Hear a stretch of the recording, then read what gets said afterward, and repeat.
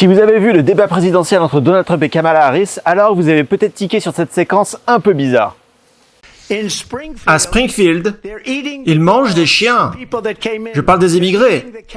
Ils mangent des chats, ils mangent les animaux de compagnie des gens.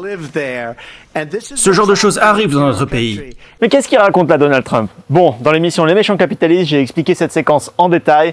Cette émission se passe tous les jeudis soirs sur le Twitch du Guise, les liens sont en description. Et en fait, je me suis posé la question, les gens qui ne connaissent pas l'histoire et qui ont entendu le débat, ils se sont dit, mais qu'est-ce qu'il y a? Le mec, c'est lunaire histoire. en fait, ouais. Imagine, parce que la news avait quoi? Elle avait peut-être 48 heures à tout casser. Et ok, ça a beaucoup circulé aux États-Unis, mais Trump lâche ça devant 68 millions de personnes. Imagine, t'en as pas entendu parler avant, tu fais, mais qu'est-ce qui se passe? Donc, il y a de bonnes raisons de voter pour Trump, pour l'immigration, sur l'économie, son style, son franc-parler, mais maintenant, Trump est devenu le candidat idéal pour ceux qui sont protecteurs des animaux. Et pour comprendre cette histoire, il va falloir aller à Springfield, dans l'Ohio. Alors Springfield, pour remettre un peu vraiment contexte géopolitique de Springfield, c'est une petite ville de l'Ohio, 56 000 habitants. Petite ville du Midwest, taille moyenne. Il y a des petites maisons pavillonnaires de campagne à l'américaine. Voilà. Par contre, qu'est-ce qui s'est passé dans l'Ohio? En fait, à partir de 2011, les États-Unis ont commencé à distribuer des visas aux Haïtiens. Parce que à cause de, vous savez, il y a eu un ouragan là-bas, il y a eu beaucoup de gens qui ont perdu leur maison, et les États-Unis ont dit, on va vous donner des visas d'opportunités économiques. C'était des vrais réfugiés. Pour le coup, c'est des vrais réfugiés, c'est vraiment des gens qui ont perdu leur maison, et seulement ces gens-là, ils sont pas forcément super qualifiés. Enfin, tu vois, c'est pas des ingénieurs en informatique, tu vois. Donc en fait, ils déménagent aux États-Unis, c'est compliqué pour eux d'avoir un boulot solide et de vivre à l'américaine. Enfin, tu vois, je dis même pas ça pour me moquer ni rien, mais ils parlent pas forcément la langue et tout, tu vois, c'est compliqué. Faut savoir que Haïti, c'est quand même un pays très très délabré, c'est le pays le plus pauvre de tout l'hémisphère occidental, et ne serait-ce qu'avoir la rigueur du travail nécessaire pour faire un emploi basique, ils l'ont pas forcément. Voilà. Là, moi, j'ai la situation, bon, c'est des anecdotes, mais je suis à 250 km de la frontière avec le Mexique. Il y a énormément de Mexicains à San Antonio. Leurs parents sont venus ici, aux États-Unis. Ils ont un métier de classe moyenne basse aux États-Unis, alors que s'ils retournent au Mexique, ils seraient classe moyenne haute, avec une grande maison, avec, tu vois, de quoi manger au resto plusieurs fois par semaine et tout, alors qu'ici, ils galèrent, quoi. Et pourquoi? Parce que, en fait, là-bas, ils auraient un métier un peu qualifié, du genre, secrétaire, mais à un haut niveau, tu vois. Parce qu'ils parlent la langue, ils sont bons en espagnol, évidemment, ils sont nés là-bas. Alors qu'aux US, ils sont pas super bons en anglais, donc ils peuvent pas avoir le même métier de secrétariat. Du coup, ils ont des métiers plus dans le mode ménage, plus en mode manutention, des trucs comme ça qui payent moins. Et du coup, ils se retrouvent à devoir payer le standard de vie américain, alors que du coup, ils ont pas accès au métier équivalent de ce qu'ils avaient forcément au Mexique. Et pourquoi ces gens-là décident de rester aux États-Unis alors, au lieu de retourner au Mexique? Moi, ce que je connais, c'est parce qu'ils ont leur famille ici maintenant. Donc en fait, les enfants sont scolarisés et tout. Et en fait, ils le savent au fond d'eux que c'est mieux pour les enfants d'être là. Donc en fait, ils restent pour les enfants. Okay.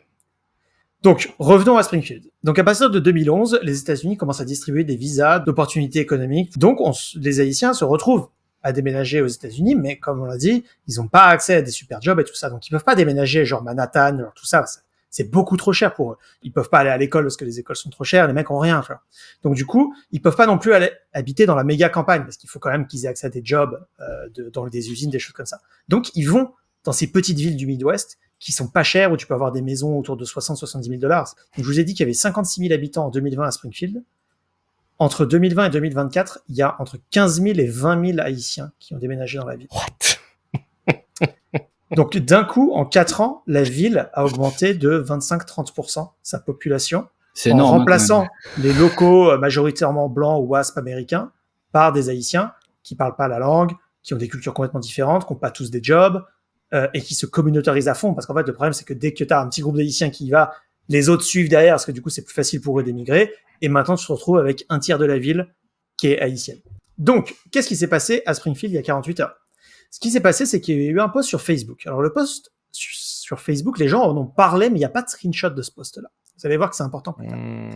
Et le post disait « L'ami de ma fille a perdu son chat. Elle l'a ensuite retrouvé pendu à un arbre, comme on aurait fait avec une carcasse de biche pendant la chasse. Il l'éviscérait pour le manger. » Le chat. Donc, il y a ce post qui aurait été posté sur Facebook, parce qu'encore une fois, il n'y a pas de screenshot, mais des gens l'ont vu et l'ont rapporté à plein de médias d'extrême droite, évidemment, tu vois, pour dire « Regardez ce qui se passe à Springfield. » Il n'y a pas de photo du chat, il n'y a pas de photo du poste. On rapporte juste que il y a une anecdote. Quelqu'un pense que il y a des Haïtiens qui ont pris le chat. Ça va vite à partir d'un chat pendu, quoi. Le truc, c'est que ça s'est propagé très vite parce que, en fait, depuis août 2023, Springfield, quand même, les gens en ont ras-le-bol. Et il y a énormément de groupes, on va dire néo-nazis, qui du coup se servent de Springfield pour faire des manifestations, des trucs comme ça. Donc, il y a notamment une manifestation pacifique en 2023 où il y a des gens cagoulés avec des drapeaux nazis qui ont défilé. Donc, ils ont blessé personne, il n'y a pas eu de casse ni rien, mais voilà un peu l'ambiance, tu vois. Ouais, ça montre l'ambiance. Springfield. Donc, c'est pour ça que ça s'est diffusé très très vite, à mon avis, c'est parce qu'il y a des gens qui attendent qu'une chose, c'est qu'il y ait un dérapage à Springfield. Ouais. Ce que je voulais, c'était parler de la réponse des médias. Parce que, en fait, effectivement, ce post Facebook n'existe pas, mais en fait, depuis, il y a des journalistes qui sont allés à Springfield et qui ont demandé aux habitants, est-ce que c'est crédible? Est-ce que ça vous est arrivé? Ce genre de choses. Et les habitants, certains disent, oui, moi je les ai vus, ils ont pris des canards dans le parc de la ville et pour aller les bouffer, quoi. Moi, j'ai aussi vu des vidéos d'Afro-Américains de Springfield qui disaient qu'ils avaient buté leur chien ou leur chat. Alors, le problème de ça, c'est que la moitié des vidéos qui sont sur Internet sont débunkées et sont fausses. Okay. Et du coup, c'est ça le problème actuellement, c'est que la moitié de ce que tu vois sur Internet est faux et le reste est crédible. Et du coup, les médias disent, ah bah du coup, tout est faux. Même pas vrai, crédible. Donc, c'est ça, c'est crédible, ouais. en fait. Tu vois, parce qu'en fait, comme l'a dit la maire de la ville, que les journalistes lui ont demandé, mais est-ce que c'est vrai? Et la maire de la ville a dit, il n'y a aucune affaire en justice concernant des animaux volés. Et il y a personne qui est actuellement jugé pour ça, personne n'a porté plainte. Mais moi, ce qui m'intéresse, c'est que du coup, très très vite, on a tous les fact-checkers du game qui se sont mis à fact-checker toutes les vidéos que tu as vues sur Internet. Et je vais vous montrer un des fact-checking qui est à mourir de rire. Donc, on va commenter cette photo-là, spécifiquement. Déjà, ils ont fait venir des experts, des gens qui ont vécu en Haïti. Et ils leur ont demandé, est-ce que ce gars est haïtien? Et les mecs ont dit non, il a plutôt une tête de dominicain. Quoi? En fait, c'est comme si tu avais un Français qui faisait une dinguerie et qu'il y avait un expert qui venait qui fait, lui, il a une tête de Belge quand même. C'est comme si quelqu'un venait sur analyser le Guise. Est-ce qu'il est vraiment franco-colombien? Non, il a plutôt une tête d'Italien ou de Turc. Ouais, c'est ça. Et ils te font, tu sais, ils te mesurent la proportion du nez par rapport aux oreilles et tout pour déterminer un peu ton phénotype racial, tu vois. Donc là, vous voyez qu'ils ont pas débunké l'histoire, là, la photo. Pour le moment, ils disent, attendez, ils ont dit que c'était un haïtien, mais d'après nos sources, il est pas haïtien. Et aussi, vous ne savez pas comment est mort cet oie. Il l'a peut-être ramassé par terre. Quel qui nous dit qu'il l'a tué? Il l'a trouvé sur le trottoir, il l'a amené à la poubelle, tout simplement. Voilà, peut-être qu'il l'a trouvé par terre et qu'il l'emmène à la poubelle actuellement. Voilà, donc là ils nous disent, déjà, vous dites que c'est un haïtien qui vient de tuer une oie pour la manger, mais un, il est pas haïtien, et deux, ok, il a une oie dans la main, mais rien nous dit qu'il est en train d'aller la manger. Donc après, il y a des gens qui ont dit, oui, mais c'était peut-être la saison de la chasse à l'oie. Et c'était vrai qu'a priori, d'après ce qu'on voit de la photo, c'était la saison pour faire ce genre de chasse. Mais le mec, il est habillé en tenue urbaine normale. Il a pas de fusil. Il est pas à la chasse du tout, le type. Mais attention, ensuite, les fact-checkers nous donnent le débunkage assuré. Parce que je vous rappelle que cette photo a circulé en mettant « Regardez ce que les Haïtiens font à Springfield ». Mais eux ont retracé l'origine de cette photo. Wow. Et ont déterminé que la photo a été prise à Columbus, dans l'Ohio, qui se trouve à 47 minutes de route de Springfield. Ce n'est donc pas du tout vrai.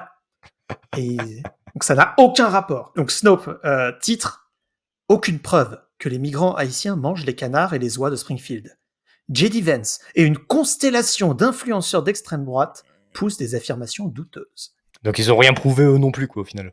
Mais non, absolument pas. En fait, oui, ils ont débunké que les mecs qui avaient posté la photo à l'origine, ils s'étaient trompés sur le lieu de 47 minutes, qu'ils s'étaient trompés sur la race du type, et que, effectivement, si on veut être complètement honnête, on ne sait pas si le mec va manger l'oie après. Mais bon.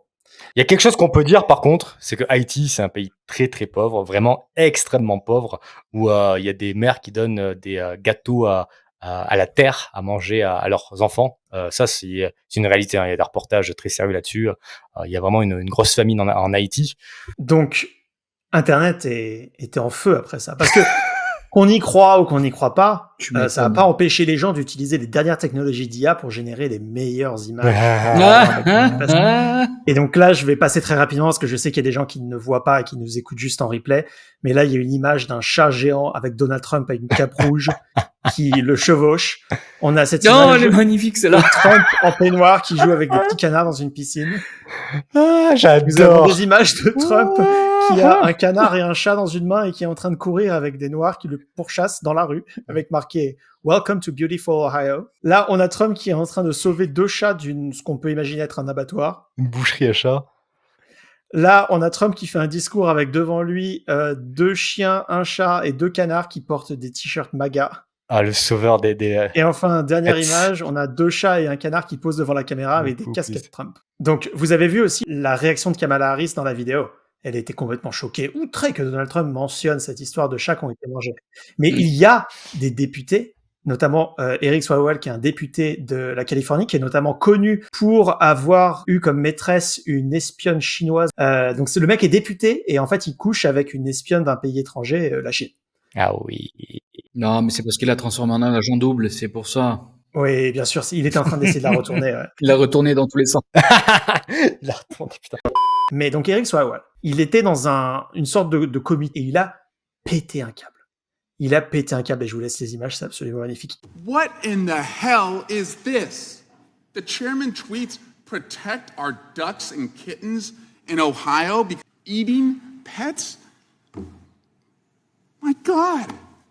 Il déteste le fait que Trump gagne en popularité sur ce que lui pense être une fake news en rapport avec les animaux. Mais c'est ouf jusqu'où ça va pour un truc. Enfin, c'est une histoire à la con à la base. C'est vraiment tu vois, c'est pour ça que moi, je m'en fiche de savoir si c'est vrai, si c'est quelque chose de répandu et pas juste une anecdote. Je me fiche de ça. Moi, ce que j'ai trouvé absolument délicieux dans cette histoire, c'est vraiment la réaction des médias, la réaction des fact-checkers.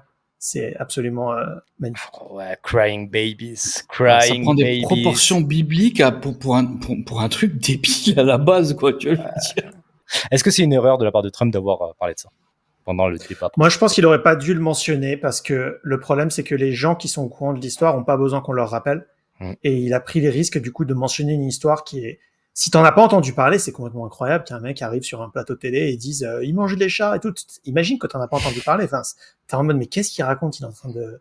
Et ensuite, le lendemain, tu vas sur Internet et tu tombes toute la propagande des démocrates qui disent Trump est sénile, regardez, il a commencé à parler de chats et tout ça. Tu vois, du coup, toi qui connais pas l'histoire, tu peux te dire bah, attends, c'est vrai que Trump il est un peu barge et tout. Tu vois. Il y a que sa cote de popularité qui dira si c'était une erreur ou pas, en fait, concrètement.